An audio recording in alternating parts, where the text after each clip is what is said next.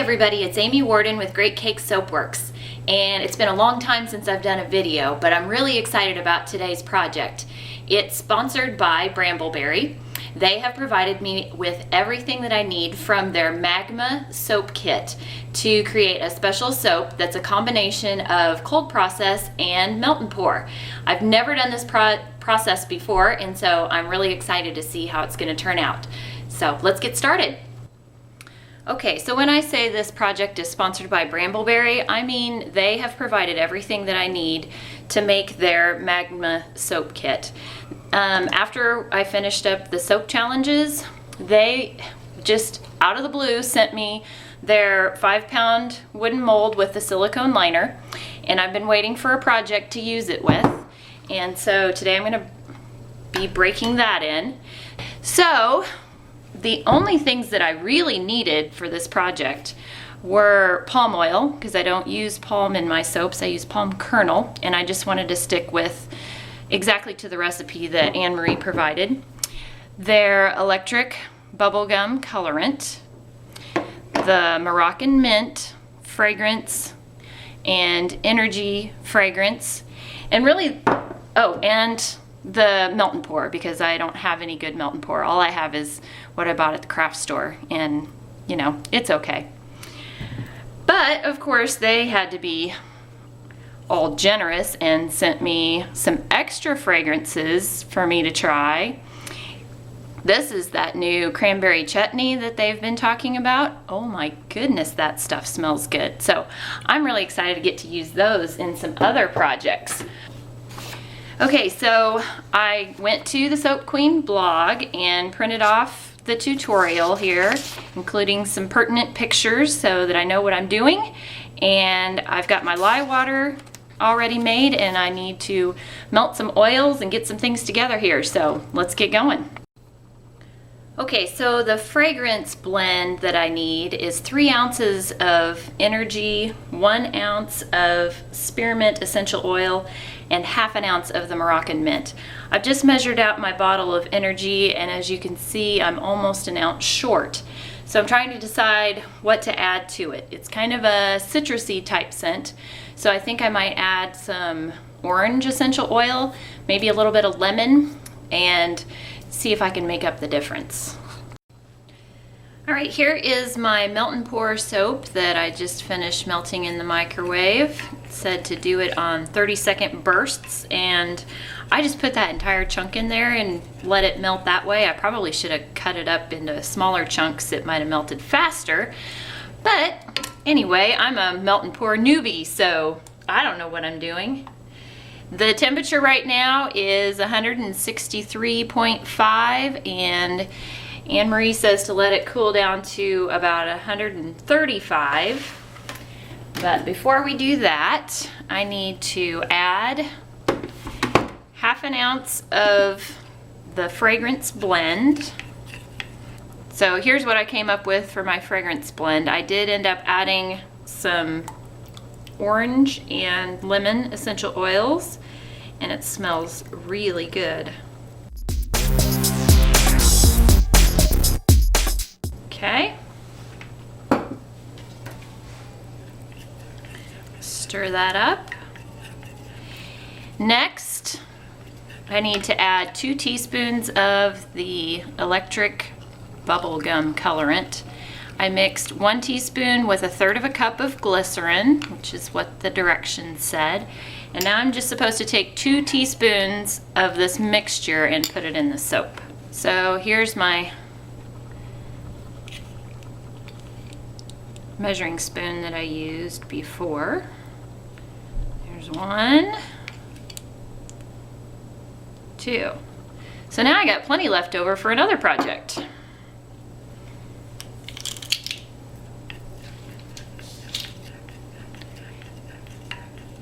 It's really interesting in the photos on the tutorial, the melt and pour soap looks almost reddish, and so I was curious to see if it was actually red or if the colors may have just been off a little bit. And here it looks pretty pink. So, tip that she gives is to put a little saran wrap over the top so that we don't get a skin forming on top while we're mixing up our other soap. So I'm gonna do that real quick.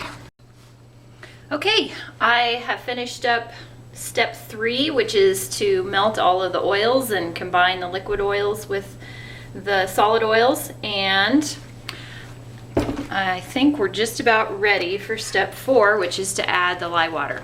But before I do that, this is not in the instructions, but I'm pretty sure this is the time to do it. We need to add the rest of our fragrance oil. So there it goes. Now I'm soaping a little bit warmer temperature than I normally do. The oils are about 100 and the lye solution's about 110, so you know, it's a Magma soap. We gotta make some action here, right? Give us some heat.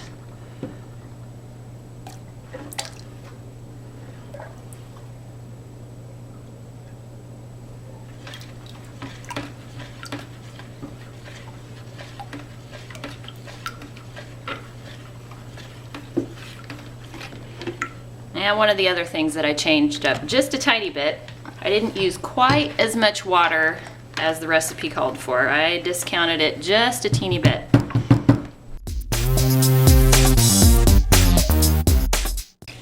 Now this is a recipe that I've never made before, so I have no idea how fast or slow it's going to trace, but so far it seems to be tracing fairly slowly, so that's a good thing.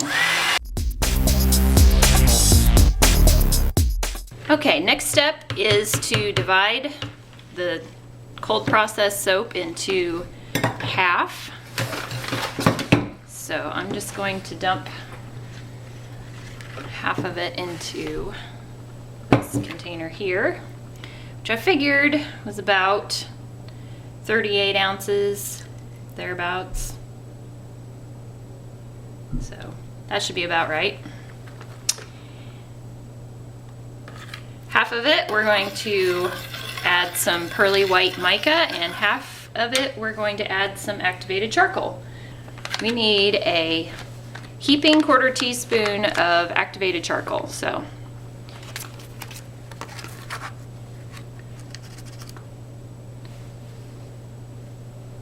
don't know if that's heaping or not. Pretty close.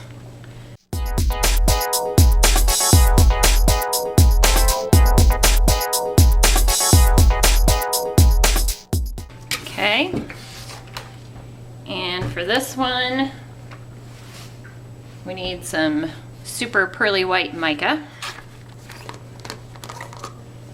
half of a tablespoon.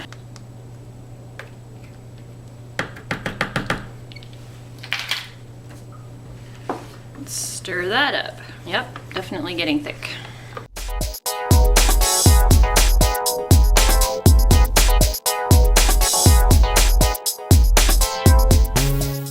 Okay, I think that's mixed in, but it's not looking very white. Possibly because I added some orange essential oil. Let's blend this one up.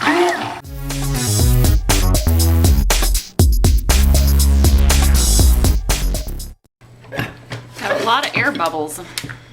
Not real happy about that.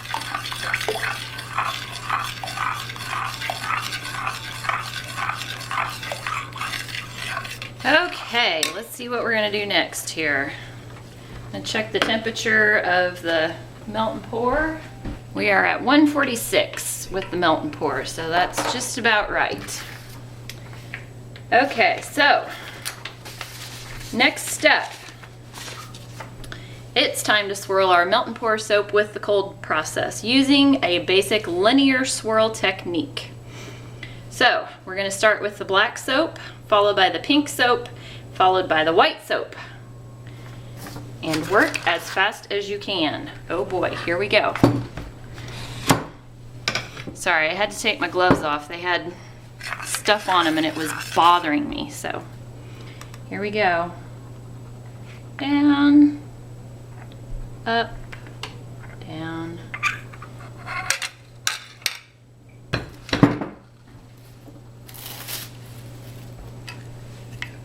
Pink soap.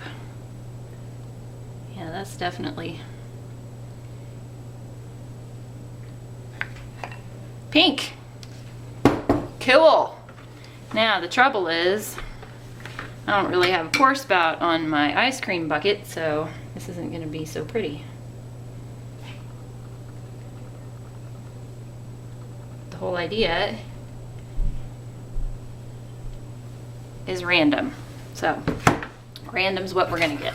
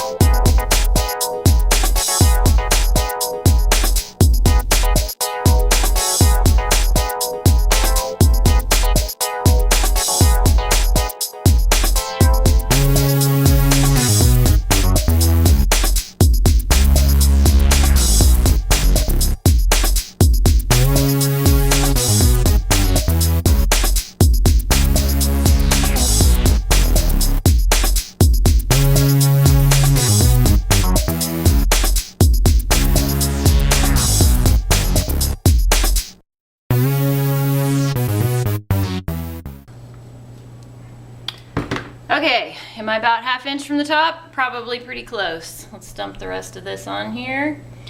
And then I am supposed to swirl it with a spatula. So, let's do it.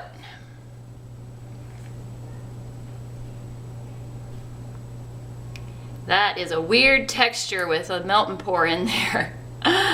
Wow. I have no idea what's going on. That feels weird. Okay, once you swirl the entire loaf, it's time to make the top look beautiful.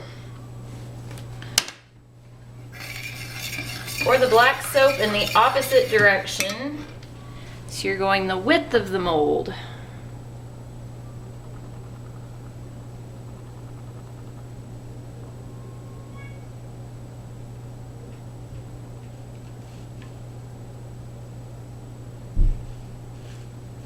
Okay.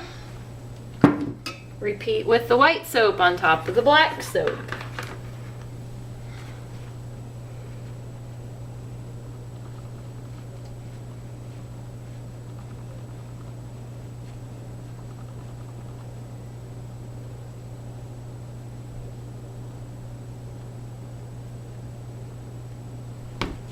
Okay.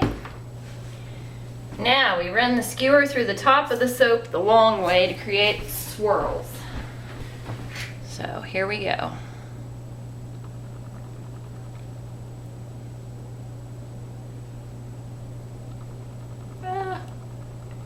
Catching some of that melt and pour underneath.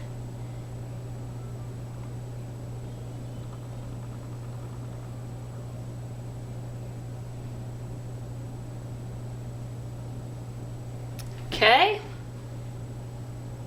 put the soap in the fridge right away. Okay, so there it is. Can't wait to see how it turns out.